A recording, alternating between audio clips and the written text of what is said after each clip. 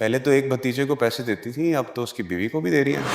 अब से हम क्या कहें, आप बंधे हुए। कोई किसी की मोहब्बत और खुलूस का इस तरह से जवाब देता है। आइंदा मेरे पैसों को किसी और का पैसा मत कहना और मेरी शॉपिंग पर नजर भी मत रखना। अगर आपको एक चीज नहीं मिलती ना तो अल्लाह बंदे को दूसरी चीज देकर कभी महरूम नहीं रखता, जैसे मुझे तुम मिल गई। उम्र सारी नाम तेरे दिल पे मैंने समझाती नहीं आप इसको? बिलावजे रोकर भाऊ भाऊ नहीं करते। देखो तुम जी मैं जब दो लावारिस लोग एक दूसरे के वारिस बनते हैं ना, पूरी दुनिया उनकी मलकियत हो जाती है। और जो कुछ अनस से मुरसलीन ने छीना था वो मुरसलीन के पास भी नहीं रहा और मुरसलीन का अपना भी उसके साथ जाता रहा। और वहीं दूसरी तरफ अनस और अंसा जो कि एक दूसरे का साथ देंगे। और अनस जो कि मुझे ऐसा लगता है कि आने वाले वक्त में जरूर कोई ऐसा बिजनेस करेगा जिसमें उसका नाम, मुकाम और उसे इज्जत मिलेगी।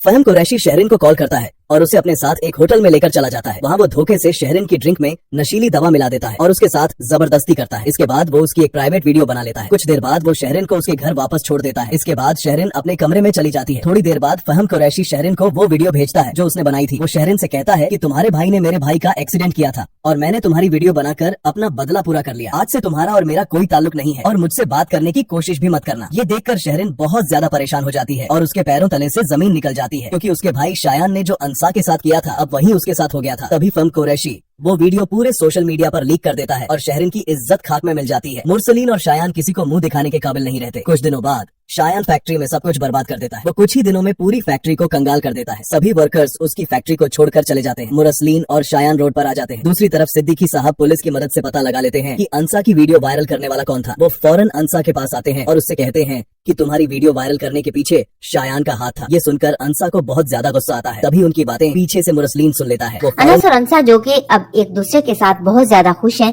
अनस अंसा से कहता है कि अगर अल्लाह इंसान से एक चीज लेता है वो उससे महरूम करता है तो बदले में उसे उससे भी ज्यादा बेहतर दे देता है। अनस अंसा से कहेगा कि जिस तरह से तुम मुझे मिल गई हो। अनस अंसा से कहेगा कि जब से तुम मेरी जिंदगी में आई हो मेरी जिंदगी में बहुत सुकून है, मैं बहुत खुश हूँ। और अंसा की जब पहली सैलरी आती है तो अंसा जो कि अनस से कहेगी कि हम शॉपिंग करने चलेंगे, जिस पर अनस और अंसा जो कि शॉपिंग करने चले जाते हैं। अंसा खुद भी बहुत सी चीजें लेती है और अनस के लिए भी। तो अनस जो कि अंसा से कहेगा कि तुम मेरे लिए रहने दो, मुझे इन सब चीजों की जरूरत नहीं है। जिस पर अंसा अनस से कहेगी कि अगर कोई प्यार से किसी को कोई चीज दिलाए तो उसके खलूस और मोहब्बत को ठुकराते नहीं है। मोहब्बत का नाम सुनकर अनस अंसा से कहेगा कि मोहब्बत। अनस अंसा से कहेगा कि क्या तुम मुझसे मोहब्बत करने लगी हो? जो मैंने सुना है क्या वो सच है? जिस पर अंसा अनस से कहेगी कि हाँ, तुमने जो भी सुना है वो सच है। अंसा अनस से कहेगी कि जब दो लावारिस लोग एक दूसरे के वारिस बनते हैं ना तो वो पूरी दुनिया उनकी मलकियत हो जाती है। अंसा अनस से कहेगी कि उन दोनों की जिंदगी, उनकी खुशियां कुल मिलाकर उनकी पूरी कायनात होती है कि जैसे सारी दुनिया की खुशियां उन्हें मिल गई हों। अंसा कहेगी कि हम दोनों मिलकर देखना अपनी एक इलाक दुनिया बनाएंगे। अंसा भी अनस से कहेगी कि मैं बहुत खुश हूँ कि तुम मेरे लाइफ पार्टनर हो। तो इस तरह जब अनस और अंसा ने शॉपिंग करके खुशी खुशी घर वापस लौटते हैं तो घर में इंटर होते ही उनके सामने शायान और शाजिया खड़े होते हैं। शाजिया भी अंसा और अनस को देखकर जल भुन जाती है और शायान से भी अनस की और अंसा की यह खुशी बर्दाश्त नहीं होती। वो उनको तंज करते हुए कहता है कि पहले तो पुप्पो अपने भतीजे को पैसे भेजती थी कि वो अपना खर्चा पूरा कर सके, अपनी शॉपिंग कर सके। शायान कहेगा कि अब पुप्पो बेचारी को डबल खर्चा भेजना पड़ता होगा, एक अपने भतीजे के लिए और दूसरा अब उसकी बीवी की शॉपिंग के लिए और उसके नाज नखरे उठाने के लिए। ये सुनकर अंसा कंट्रोल से बाहर हो जाती है क्योंकि अंसा से ये सब बर्दाश्त नहीं होगा कि कोई भी उसे उसकी अपनी मेहनत और हक हलाल की कमाई का क्रेडिट किसी और को दे।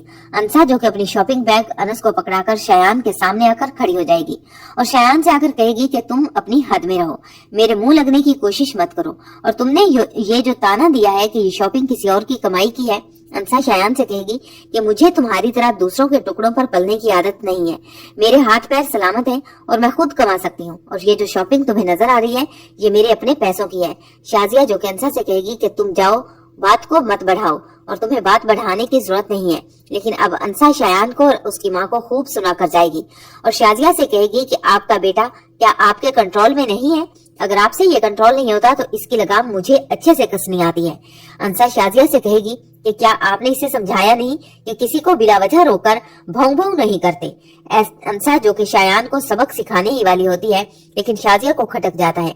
शाजिया अंसा और शायान के दरमियान में आ जाती है, क्योंकि शाजिया जानती है कि अंसा तो पहले ही अपने मुजरिम को ढूंढने के लिए बेताब है, और अगर शायान ने मजीद उससे बदतमीजी कर दी और उसे ये पता चल गया कि उसका मुजरिम शायान ही है, तो वो शायान को किसी सूरत नहीं छोड़ेगी। तो इस तरह शाजिया जो कि अंसा और शायान के दरमियान आ जाती है और अंसा से कहती है कि देखो, तुम अब हद से बढ़ रही हो और बदतमीजी कर रही हो, तुम जाओ यहाँ से। जिस पर अंसा कहेगी कि बदतमीजी मैं नहीं कर रही, बदतमीजी आपका ये लाडला कर रहा है, जिसको आपने कभी तमीज सिखाई ही नहीं, जिसकी तरबियत करना शायद आप भूल गई थी। अंसा शायान से कहेगी कि अगर आज के बाद मेरे रास्ते में आए या मुझसे बात करने की या मुझसे बदतमीजी करने की कोशिश की तो तुम्हें तुम्हारी औकात याद दिला दूंगी, तुम्हारा मुंह तोड़ के तुम्हारे हाथ पर रख दूंगी। अनस जो कि अंसा को वहां से लेकर चला जाएगा और शाजिया जो कि शायान के मुंह पर एक जोरदार थप्पड़ मारेगी और उसे कहेगी कि तुम्हें कितनी दफा कहा है कि इस लड़की के मुंह मत लगा करो, इससे मत उलझा करो। और वहीं दूसरी तरफ शहरीन और फहाम के दरमियान जो मिसअंडरस्टैंडिंग हो चुकी है, फहाम उसको दूर करने की कोशिश कर रहा है और अंदर ही अंदर शहरीन भी बहुत परेशान होती है कि उसने भी शायद कुछ ज्यादा ही ओवर रिएक्ट कर दिया, क्योंकि दुबई का नाम सुनकर तो शहरीन के मुंह से भी रालें टपक रही हैं कि वो दुबई जाएगी फहाम के साथ। लेकिन फहाम उसे दुबई क्यों लेकर जाना चाहता है, इसीलिए फहाम शहरीन को मनाने के लिए आ गया और शहरीन जो कि मान भी चुकी है और शहरीन को अब फहाम दुबई साथ लेकर जाने के लिए भी मना लेगा, क्योंकि यहाँ पर शहरीन फहाम के काबू नहीं आ रही। फहाम जो चाहता है वो सब कुछ नहीं हो पा रहा, तो इसलिए फहाम ने ये सब प्लान बनाया है कि वो शहरीन को दुबई लेकर जाएगा और वहीं पर शहरीन को फहाम अपना असली रूप दिखाएगा। और हम सब लोगों को हर दफा ऐसा ही लगता है जब भी शहरीन फहाम के साथ जाती है कि फहाम इस दफा शहरीन के साथ कुछ गलत करेगा, लेकिन फहाम शहरीन को कुछ नहीं कहता। अभी तो फहाम सिर्फ शहरीन का एतमाद जीतने की कोशिश कर रहा है। अगर शहरीन फहाम के साथ दुबई चली गई तो समझो शहरीन की जिंदगी तबाह होने वाली है। और मुझे ऐसा लगता है कि फहाम शहरीन को भी मोहब्बत के शीशे में उतार ही लेगा और उसे यकीन दिला देगा कि मैं उससे सच्ची मोहब्बत करता हूँ, और शहरीन फहाम के साथ दुबई जाने के लिए तैयार हो जाएगी, क्योंकि फहाम ये बात जानता है कि अगर शहरीन मेरे साथ दुबई चली गई तो इसके घर वाले जो कि हर टाइम रोक टोक में लगे रहते हैं वो कुछ नहीं कर पाएंगे और शहरीन मेरे साथ अकेली होगी वहां पर।